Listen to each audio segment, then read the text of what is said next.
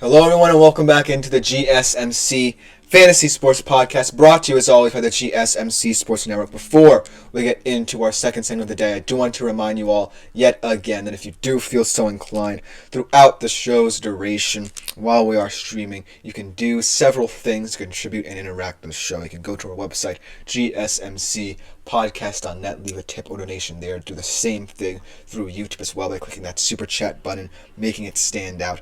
If you even want to leave a question, comment, or concern, which is very popular on this show especially, you can do that as well. It's just a greatly appreciated thing to do by the network and the show specifically. I love hearing your guys' input on all things fantasy sports. But without further ado, let us jump into our second segment of the day here, talk a little bit about the goings-on of the waiver wire. It's still an important facet of fantasy, even this late in the season. I always say it, you can get caught up, in trying to remain the top team in the league, or if you're kind of middle of the pack, you're kind of thinking you can slide into the postseason in fantasy, but just by staying in that middle guard. But the waiver wire is a big way to help you, because all of these teams in the NFL, no matter where they stand, have guys who are really showing up and showing out. Whether it just be playing for pride for those teams that aren't contending for a playoff spot, or guys wanting to show up and show up every week for teams that are fighting for a playoff spot, or even the NFL's elite teams. You know that there are several players out there who you feel should be able to contribute to your team. It's always something that you have to keep in the back of your mind, even if you think you're set up for success. And so without further ado, let's talk about some big weapons, no matter where their teams stand, who are out there on the waiver wire. Starting off with a guy I'm really liking over these past couple of weeks. Could be a very important factor into the Chiefs' postseason success and for how many regular season games they can end up winning here down the stretch. And that is Noah Gray. He is one of those understated weapons on the Kansas City Chiefs, who I just think really has been stepping into a bigger role these past couple of weeks. Patrick Mahomes is continuing to rely on him in big moments and situations.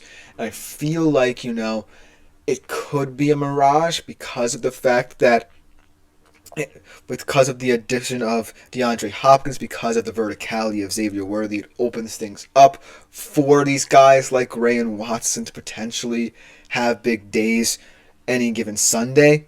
But this doesn't feel like an anomalous thing. I can feel like this will continue as Kansas City starts getting, into these kind of matchups. And it's going to continue into the postseason, I believe, because of the fact that Kansas City is looking for efficiency. And I think Noah Gray is one of those guys who can be hyper efficient for this team. They're going to look for him early and often in late downs. They're going to look early and often to him in the red zone, I feel like. And he's just going to continue to see his star rise. So look for Noah Gray to be a potential big weapon for this Chiefs team. And I feel like, down the stretch, he's going to, I'm not necessarily certain it's going to be a major issue, but he's going to see a lot more looks where he's going to be in advantageous situations. It's whether or not, he can remain the reliable guy rather than try and be too flashy. That's going to be something you have to monitor, because if he's not flashy, that's where he shines. That's where a guy like Noah Gray really makes his money, by just exploiting different matchups and taking what the defense gives him. And by doing that, Noah Gray can be a very special player on the stretch for both you in fantasy and for the Chiefs.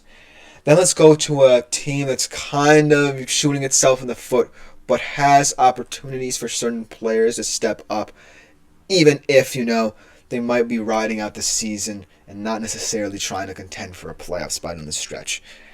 How about Roschon Johnson of the Chicago Bears? We talked about him a little bit and his role in the Chicago Bears squad, but I feel like now is the time more than ever. When you make this OC switch to Thomas Brown, Caleb Williams is starting to look a little bit more confident in these past two games. you start to work in a little bit more of the run game. Because it's all fine and dandy for Caleb to play freer.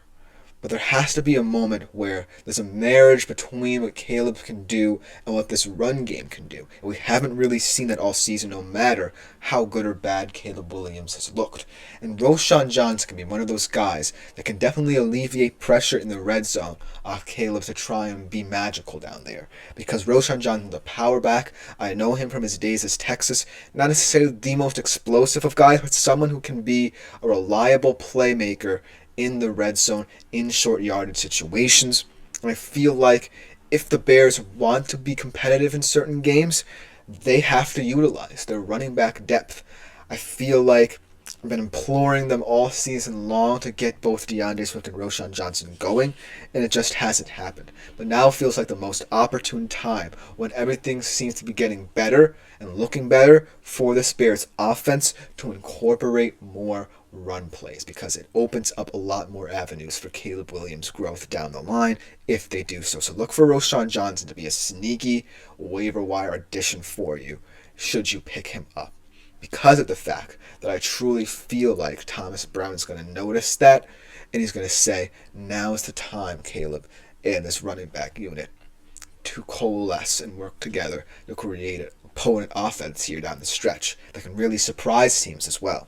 So that's why I'm looking out for Roschon Johnson in the coming weeks ahead. Now, another team kind of in postseason purgatory, I'll call it, in terms of whether or not they'll make it, the LA Rams. They're an interesting team in that they have the depth, they have the raw talent there needed to make that playoff push, but I think it's the secondary options that I need to see step up, particularly Demarcus Robinson, who was even fantastic without the usual duo of Cooper Kupp and Puka Nacua supplementing this Rams offense. And so, looking at the Rams down the stretch, I feel like, they're going to want to get Kupp and Nacua going, but Demarcus Robinson's a nice supplementary piece. He's no slouch. He's someone who can be timely in his route running, someone who's very intelligent, maybe not necessarily the best in terms of explosiveness down the field, but someone who can really open up a lot of things for the Rams in the pass game, because that's what I feel like they need to do, because Matthew Stafford's been harassing these past couple of games. They need to alleviate pressure off him by giving him time to throw, and Demarcus Robinson who can exploit these short to intermediate areas of the field while Cooper Kupp and Puka Nacua work on the perimeters and in the slot respectively. So that's why I feel like Demarcus Robinson can be an X factor for the success of the Rams down the stretch, either positively or negatively. Because if they don't utilize him correctly, they fall into this trap of stagnation despite these weapons that they can utilize as well. So, Demarcus Robinson's importance for the Rams cannot go understated. He has to be someone who can be effective outside of these two guys that you have. And that's why I feel like Demarcus Robinson needs to be spotlighted in this waiver wire list. And then in terms of the tight end position, not necessarily the deepest of talent pools here to draw from if you're looking for a solid tight end down the stretch. But this guy has really come into his own. He's perhaps one of the better weapons on the Tennessee Titans this year, has been for the past two, and really has developed a nice rapport with a quarterback who's still trying to find their way in the league. How about Chig Okonkwo? The Tennessee Titans, a guy who I feel like is going to really help Will Levis if he truly is the option for Tennessee. I feel like Will Levis loves guys who can take advantage of the middle of the field, because that's where Will Levis feels very comfortable. He definitely has the arm strength to go deep, but if they want to limit his turnovers, the short to intermediate areas of the field are where they need to operate, and Chig Okonkwo can be a big part of that. He has looked very good in space, but I feel like why I love him is because of the production in the red zone as well. He's a very physical playmaker, can catch a lot of contested balls in the air, win certain matchups, and obviously in a down year for Tennessee, might see a lot bit more of the ball here down the stretch, because they are now a very feisty, competitive team that I don't really think many teams might want to play down the stretch. And it's all because of Chigokwonkwo and this big physical skill receiver core around him that can really mess with you on the defensive side of the football. The Chigokwonkwo is someone looking out for. Obviously, I mentioned his teammate Nick Westbrook-Akine and what he's been doing over these past couple of weeks. But overall, I'm really starting to like the depth and talent of this feisty Titans group. And for many years to come, as they try and collect more talent, should they stick with Will Levis or decide to go the rookie route, this team is going to become a very physical team. And it's all bred from this guy right here, Chigokwonkwo, who I really like at the tight end position and can't ignore right now for his performances and how steady he is. But last but not least, this is a weird one because I'm not necessarily picking this team for what it stands for, what this position truly stands for. I'm picking it for the explosiveness and depth of what this Cowboys unit brings. And this is the Cowboys defensive special teams unit. I'm taking it for more of a package deal rather than, the overarching sentiment that defenses are defenses in fantasy. Because this special teams unit is truly special for what they did on Sunday against Washington. I think they can continue to do it. This is a special teams unit that's explosive with guys like Devontae Turpin. They're very knowledgeable. They're well coached. And I think down the stretch, this is a team that's really going to rely on explosive plays that can keep them in games from their special teams unit. And because, you have every right to be skeptical of the defense, know this. The Cowboys are going to be a team that's still going to be in games. They're still going to be a nuisance, but it's going to come about in different ways. And that's why I'm striking while the iron is hot here and saying that this special teams unit is going to be what propels this team to success down the stretch. So look for the Cowboys defense special teams units to be a nuisance in terms of real life and in fantasy as well. Let me know what you think about my waiver wire gems, hidden gems for week 13 in the comments. But coming up next, we continue with our positional rankings at the running back position. A lot of depth here, but players starting to separate themselves. We're going to have to see who I choose when we come back after this short break. Looking for your daily fix?